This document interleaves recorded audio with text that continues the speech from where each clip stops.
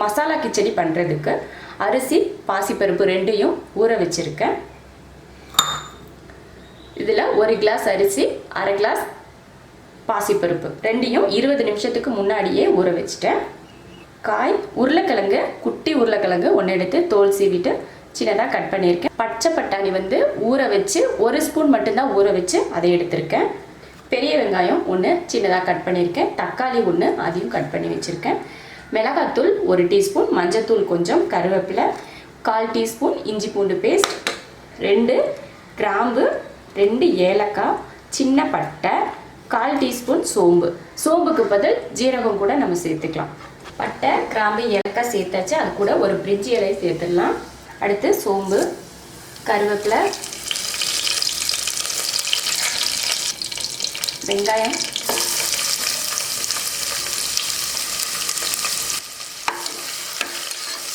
வெங்காயம் வதக்கியாச்சு. வெங்காயம் கூட இஞ்சி பூண்டு பேஸ்ட்டும் சேர்த்து வதக்கியாச்சு. இப்போ தக்காளி சேர்த்துக்கலாம்.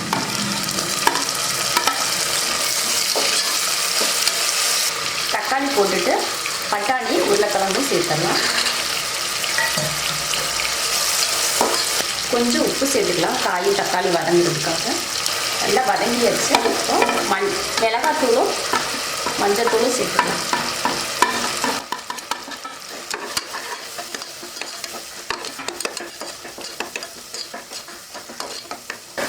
அடுத்து நம்ம ஊற வச்ச அரிசியும் பருப்பும் இதில் சேர்த்துக்கலாம்.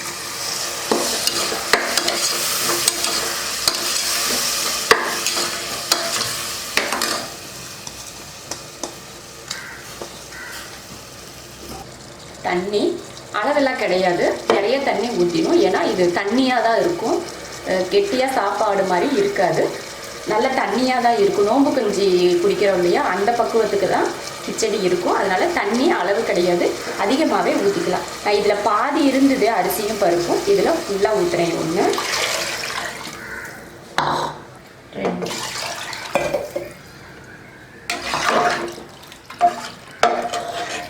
இதில் 2.5 கப் தண்ணி ஊற்றுறேன்.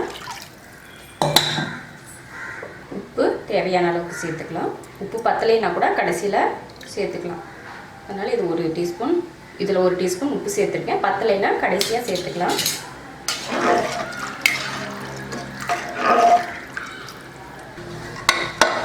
குக்கரை மூடி வச்சு 4லேருந்து 5 விசில் விட்டு, 4 இல்லைன்னா 5 விசில் விட்டு ஆஃப் பண்ணிக்கலாம். அதுக்கப்புறமா ஓப்பன் பண்ணி பார்க்கலாம்.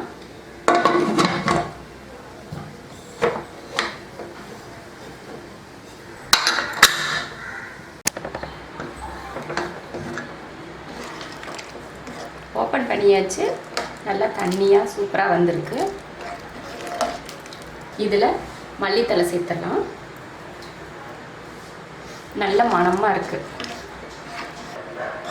மசாலா கிச்சடி ரெடி ஆயிடுச்சு.